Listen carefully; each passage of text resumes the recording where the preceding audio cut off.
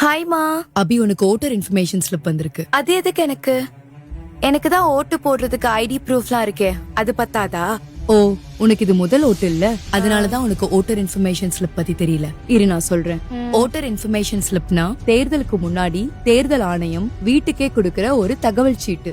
அதுல உன் வாக்குச்சாவடி எங்க இருக்கு, எந்த பகுதின்னு எல்லாம் தெளிவா இருக்கும். தேர்தலுக்கு முன்னாடி வாக்காளர் பட்டியல் ஃபைனல் பண்ணுவாங்க. அந்த பட்டியல்ல யாரோட பேர் இருக்கோ அவங்களுக்கு தான் ஓட்டர் இன்ஃபர்மேஷன் ஸ்லிப் கிடைக்கும். அதுல அப்படி என்ன விவரங்கள் இருக்கு? ஓட்டர் இன்ஃபர்மேஷன் ஸ்லிப்ல வாக்காளர் வரிசை எண், பாகம் எண், வாக்காளர் பெயர், எபிக் நம்பர் அதாவது ஓட்டர் ஐடி எண், வாக்குச்சாவடி பெயர் மற்றும் முகவரி, வாக்களிக்கும் தேதி மற்றும் நேரம், இது எல்லாமே ஓட்டர் இன்ஃபர்மேஷன் ஸ்லிப்ல இருக்கும். அத யார் வந்து கொடுப்பாங்க? பூத் லெவல் ஆபீசர் வீடு வீடா வந்து ஓட்டர் இன்ஃபர்மேஷன் ஸ்லிப் கொடுப்பாங்க. பொதுவா தேர்தலுக்கு சில நாட்களுக்கு முன்னாடி தான் வந்து கொடுப்பாங்க. ஓ, ஒருவேளை ஓட்டர் இன்ஃபர்மேஷன் ஸ்லிப் கிடைக்கலனா?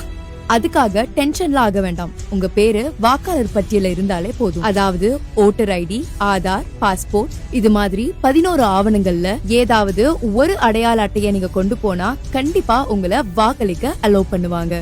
முக்கியமா தெரிஞ்சுக்கோங்க, ஓட்டர் இன்ஃபர்மேஷன் ஸ்லிப் கட்டாயம் இல்ல. சரி. அது ஒரு அடையாள அட்டையும் இல்ல. உங்க வாக்குச்சாவடி விவரங்களை தெரிஞ்சுக்க உதவும் ஒரு தகவல் சீட்டு மட்டும்தான். ஓட்டர் இன்ஃபர்மேஷன் ஸ்லிப் ஒரு தகவல் சீட்டு மட்டும்தான்.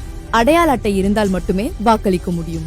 உங்கள் வாக்குச்சாவடியின் விவரங்களை அறிந்து கொண்டு நம்பிக்கையுடன் வாக்களிப்போம். தேர்தல் நாளான ஏப்ரல் 23 அன்று தவறாமல் வாக்களிப்போம்.